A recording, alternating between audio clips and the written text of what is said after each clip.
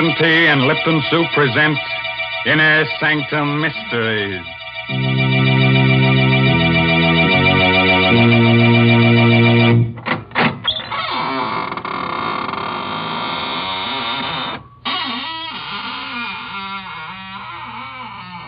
Good evening, friends of the Inner Sanctum. This is Raymond, your host at the Squeaking Door. Come in, won't you? Well, you're shivering. Cold? Oh. Well, don't let it throw you. Just remember that many are cold, but few are frozen. Well, our story, to be different tonight, is about murder.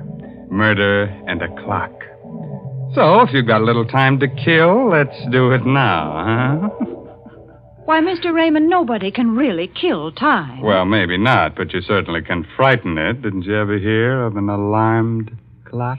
Mr. Raymond, someday you're going to choke on one of those puns. And won't that be nice, Mary? Then you can revive me with guess what, Lipton tea. Oh, dear. Must this go on week after week? Why must I talk to the only person in the world who doesn't know the proper uses of Lipton tea? Oh, don't say that. It isn't used to revive people.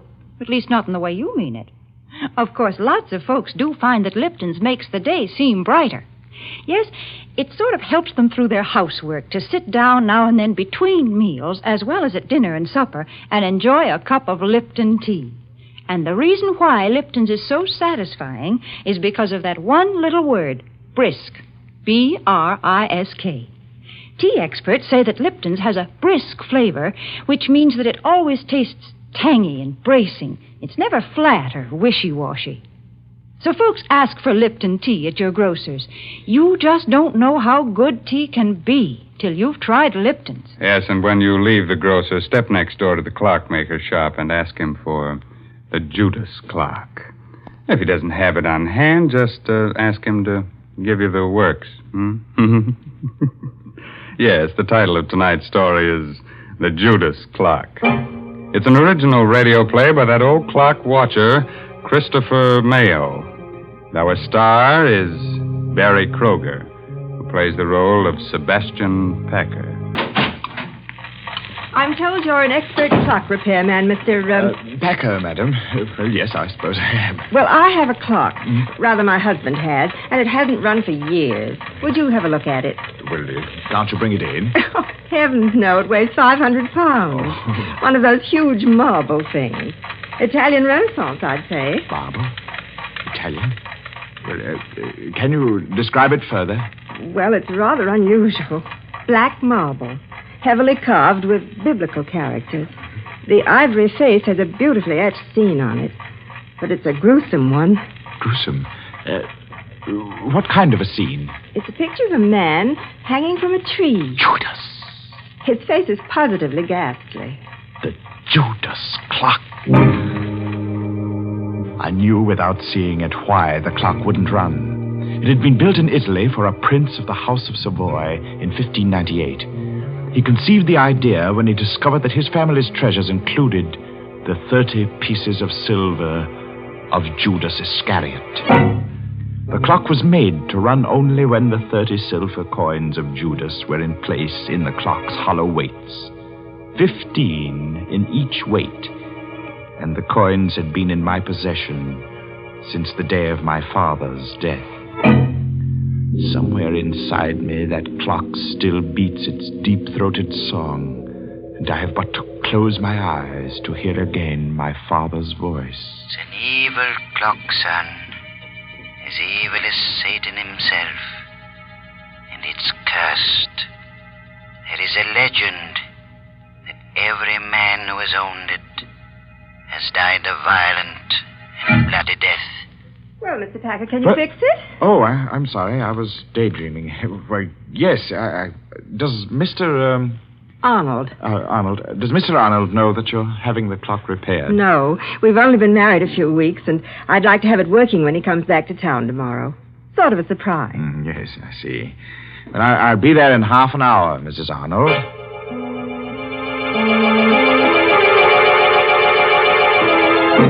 So last night, I went to the Arnold house and found the Judas clock again. I started to work. Foghorns from the East River sounded much as I remembered they did in London. And suddenly, I was back there on a fateful day about a fortnight after the clock had been uncrated by my father. I was in the shop when the man from Scotland Yard stepped in.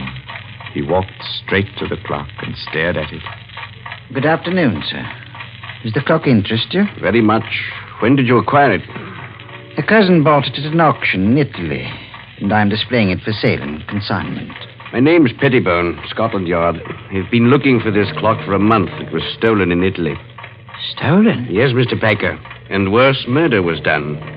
Afraid you're involved in a bit of something here. Murder? I'm taking possession of the clock in the name of the Crown. I shall never forget the look of horror on the detective's face a moment later. He laid his hand on the clock's carving, and it froze there, while his face drained white and his eyes bulged. He opened and closed his mouth soundlessly and crumpled to the floor with his hands to his throat. He was still and twisted and very dead. Mr. Pettibone had died of a heart attack the moment he took possession of the clock. I helped Father drag him into the stockroom. Father wanted time to think, so I went to my room. I dozed off only to wake hours later at the sound of angry voices. Well, Cousin Andrew, you've done me a fine turn, haven't you? I've told you I didn't mean to kill the old girl. It was an accident. Don't talk so loud. Boy will hear us. You killed her as soon as you learned she'd made out a will in your favor. Then when you thought it was safe, you sold all her furnishings and sent the clock to me to sell. Very well, I did. You're in it to the ears. I'll go to the police.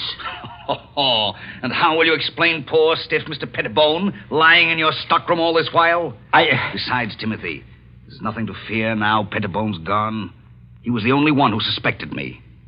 Now, you're the only one who knows. I'll crate this cursed black monster tomorrow, and you leave with it. And will you also crate Mr. Pettibone? I have a plan.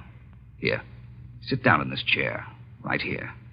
I'll show you how we can solve the whole thing. My young heart beat with a wild dread as I listened. I could only see Cousin Andy's back, but I could see Father seated dejectedly in the chair near the Judas clock, his head in his hands. It was midnight. All the clocks in the shop began striking the hour, and louder than all the rest was the chime of the evil clock. If only then I had known, I might have done something, but the slow strokes beat on. 8, 9, 10, 11, 12. And before my horrified eyes, the heavy marble piece leaned slowly from the wall and crashed across my father's back. And Cousin Andy stood facing my father as the clock crushed his frail form and choked him. He made pitiful little sounds, his eyes begging for life. And the murderer just stood, his back to me, and watched. Thundering sinners, you die hard. Cousin Andy ran from the shop crying for help. He would claim an accident. I raced into the shop. My father was dead. I choked back my tears, and I closed the poor, staring eyes. I took the coins of Judas from the weights of the clock and ran from the shop, the blood-stained pieces jangling merrily in my pocket.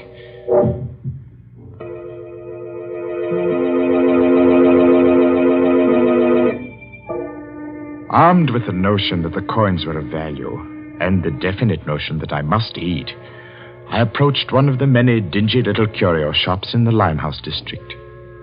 I stepped through the fog toward a shop where a dim light burned in the rear. Every inch of wall and ceiling was hung with curios, old armor, swords, and shields.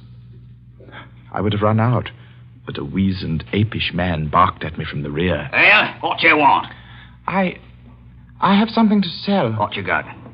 I have the 30 pieces of silver that belong to Judas Iscariot. I'll twist this scrawny neck off you. Pulling me leg, eh? Oh, no, sir, I'm not pulling your legs, sir. Here they are. Fine. Silver, right enough. Where'd you cop them? Oh, I didn't steal them, sir. They belong to my father. A likely tale, that. Will you buy them? Buy him, he says. Buy him.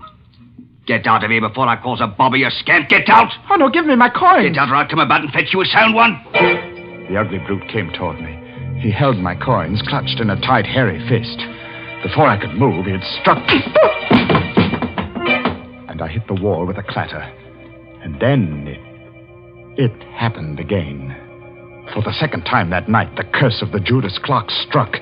As I hit the wall, my eye caught a metallic glint above, and a heavy object dropped from the ceiling. The man was about to strike me again when the object struck his head. And remained part of him.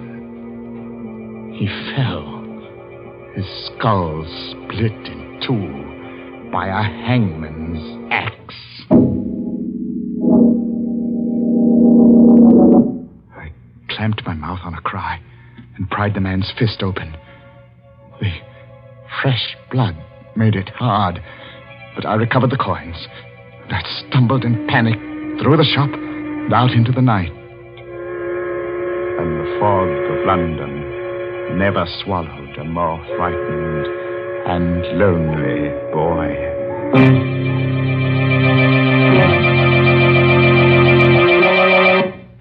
That nasty fog swallowing a little boy. That reminds me of a little nursery rhyme.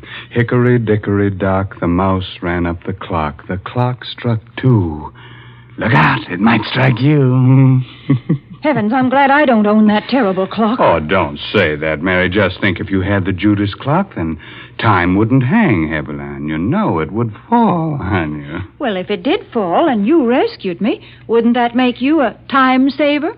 Well, split my sides with an axe if Mary didn't make with a joke. Well, a very little one, Mr. Raymond. That's true. But seriously, I do have something to say about a time saver. And I'm thinking about Lipton tea. You know, Lipton's is such a handy beverage. It takes so little time to prepare, and it's always so welcome. Yes, its famous brisk flavor makes it enjoyable, not just at your own meal times, but between meals and whenever folks drop in for a visit. That's why it's a good idea to buy Lipton's in the larger, more economical size packages. That's right.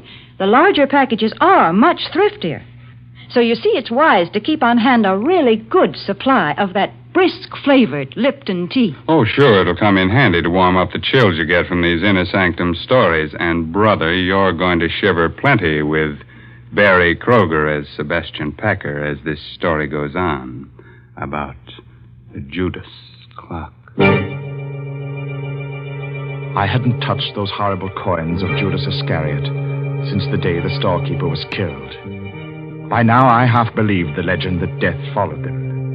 I began to feel that the only way I could escape their curse was to find the Judas clock and put the coins back in its weights where they belonged. One day, as I read the notices in the Times, my heart skipped a beat. It said, auction of clocks. At Chopin Place, auction room, Saturday at 7. Rare items, one of them fine Italian Renaissance piece of black marble. Rare treat for collectors. Come early. Interested in something, young man? Oh, why, yes. Well, that is nothing in particular. Just looking at these splendid pieces. I thought I might stay for the auction. Look about. Auction won't start for a bit yet. I sauntered toward the black clock. My hand had scooped all the coins from my pocket. I would have to work fast and noiselessly. My sweating fingers began to unscrew the small cover on one of the weights. I would soon have the coins put back. As I thought. No. What have you got in your hand there? Let's have a look. No, nothing at all. I was just examining. Examining my foot? You've got a flock of coins there. You must have taken them from somewhere in the clock. Here. No, give them to me. Sometimes when things happen quickly, the mind retains details that would otherwise escape notice. As the men and I struggled, I dropped the clock's weight. It hit a short, round bit of metal directly below it. The man had a vice-like grip on my clenched hand. Blasted little wretch. No! I'll wrench your hand off for you. I heard a whirring sound within the clock, and before my horrified eyes, the supporting panel at the front of the clock's base slowly lifted on hinges. The clock was off balance and began to fall forward. I screamed a warning. Look out!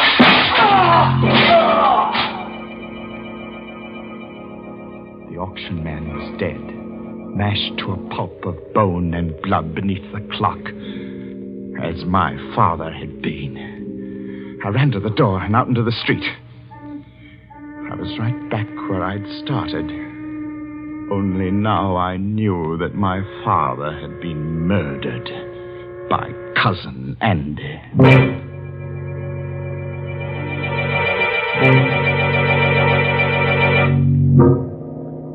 I walked for miles, trying to pull myself together. I wandered aimlessly, or so I thought. But fate had traced my path before me, because I was startled to find myself staring into the shop window of a rare coin dealer named Megaroyd. I walked into the shop. Mr. Megaroyd was a nice little man.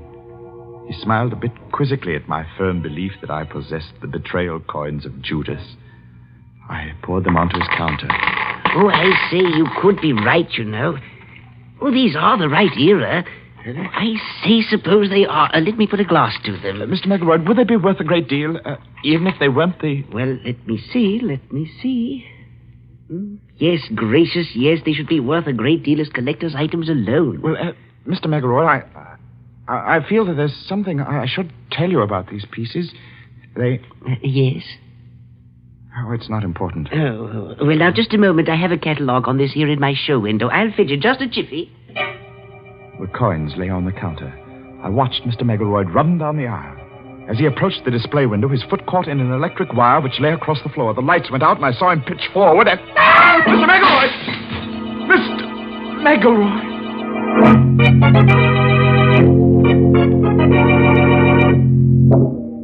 The street light peered through the broken plate glass and played across a grotesquely sprawled form in the show window.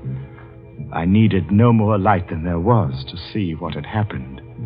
The upper half of the heavy plate had broken and dropped flat against the solid lower half. There was no need to ask how he was. No guillotine could have done a neater job. Mr. Megaroyd had no head. Who else but death can own the coins of Judas?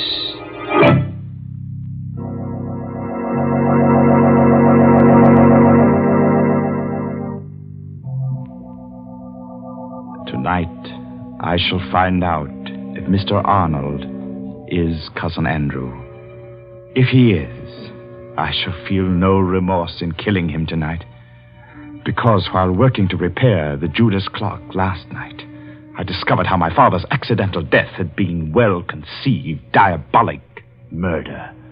When the right-hand weight reached the floor of the clock on the 12th stroke of midnight, it tripped a trigger which collapsed the base of the clock and caused it to fall forward.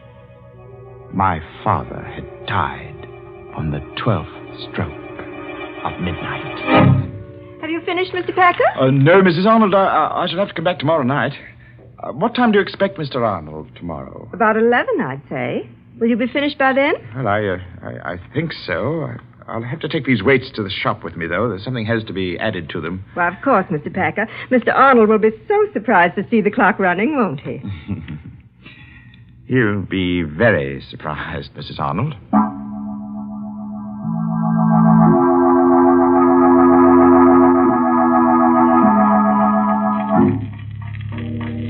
I've put the coins in their place within the weights. Not 15 in each weight, but 15 in one and 10 in the other. The other 5 coins are in my pocket. In another pocket, I have a small 38, although I don't plan to use it. 8 o'clock, and I have a 30-year-old date to keep. Good evening. Oh, Mr. Packer? yes, but I'm closing now. I see you are. My name is Arnold. Just came in from Chicago. Sorry to spoil your little surprise. Or my wife's, rather. You surprised her instead? Yes. She had to confess. I wanted to go out, so she had to tell me about engaging you to repair the Judas clock. You don't want it repaired? By all means, I insist. It's a splendid idea. But what I came for, really, was to tell you that you and I have much to talk about. Oh, do we? Yes. But look, close your place and bring along whatever you need to fix the clock, and we'll talk about it at my place. I'm all set. Let's go.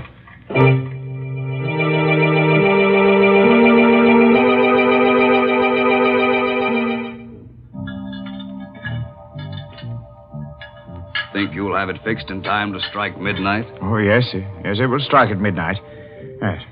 Well, there we are, Mr. Arnold. Weights are in place.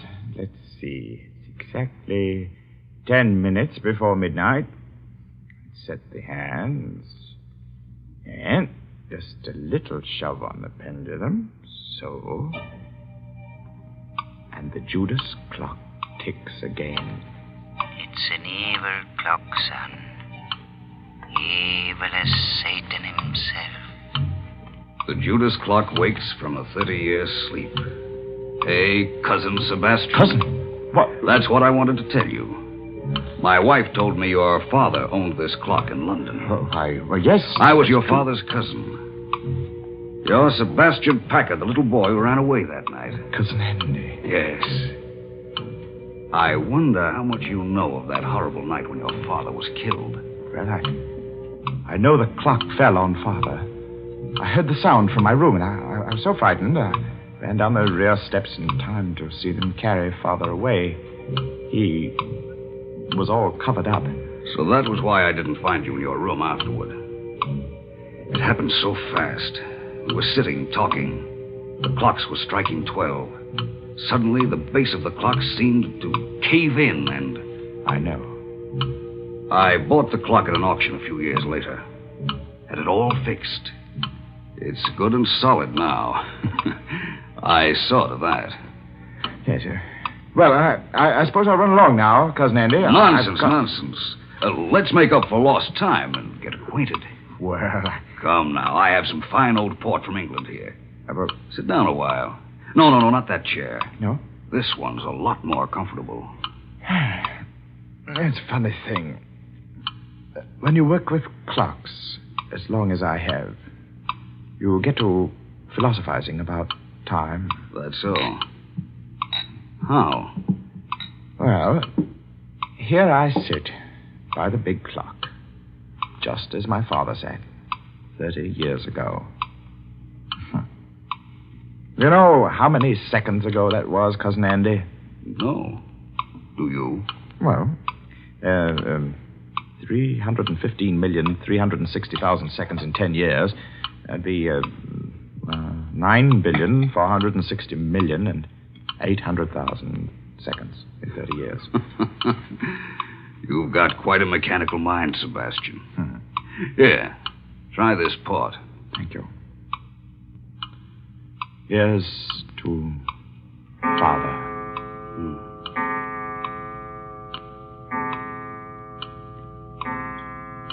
What's the matter, Cousin Andy? Are you ill? No.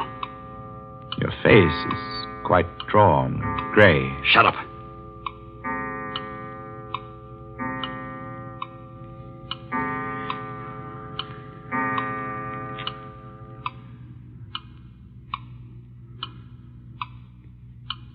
Well, Cousin Andy, it's late. I guess I'd best go.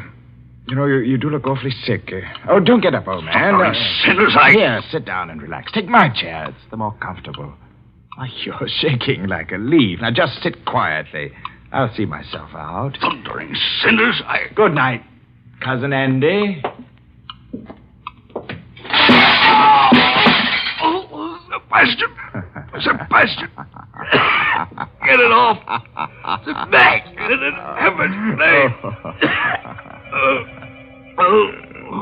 Poor Cousin Andy. You're choking to death. You die hard, too, don't you? It was just a matter of timing. I set the hand a minute fast and the weight didn't touch your clever little spring device till just now because it's lighter by 5 pieces of cursed Judas money.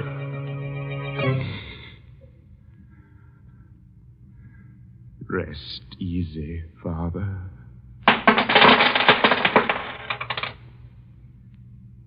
And he cast down the pieces of silver in the temple and departed and went and hanged himself.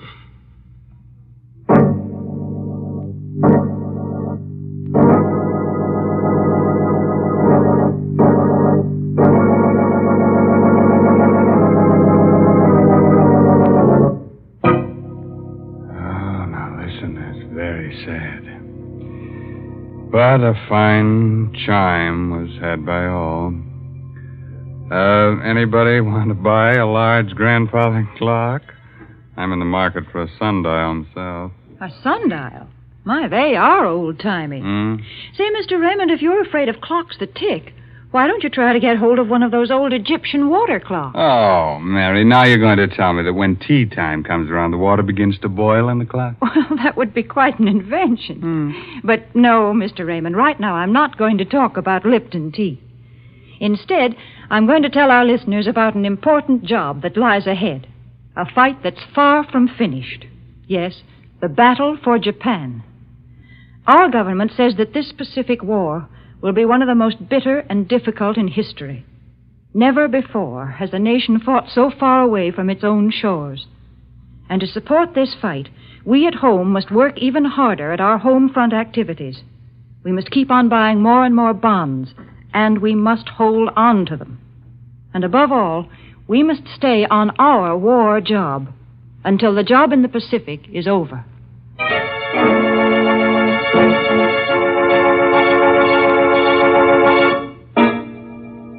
Well, I'll leave you with a cheerful, timely moral.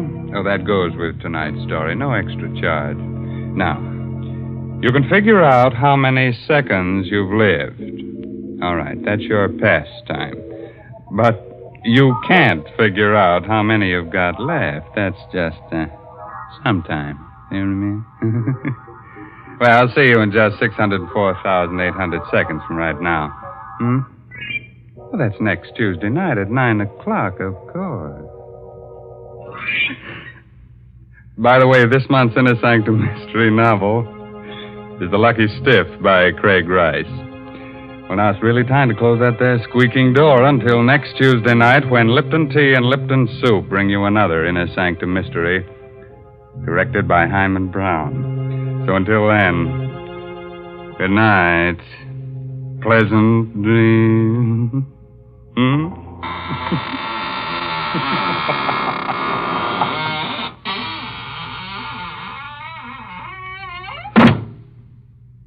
Folks, if you'd like to give the boys overseas a real taste of home, then why not include a package or two of Lipton's Noodle Soup Mix the next time you send them a box of food? Yes, Lipton's has the same homemade, chickeny taste as the soup you make right in your own kitchen. That's why it's a thoughtful, welcome little gift to send Lipton's. And as you know yourself, Lipton's Noodle Soup makes a grand snack. So remember, send a package or two to your boy. And remember to tune in next Tuesday night for another Inner Sanctum mystery. This is CBS, the Columbia Broadcasting System.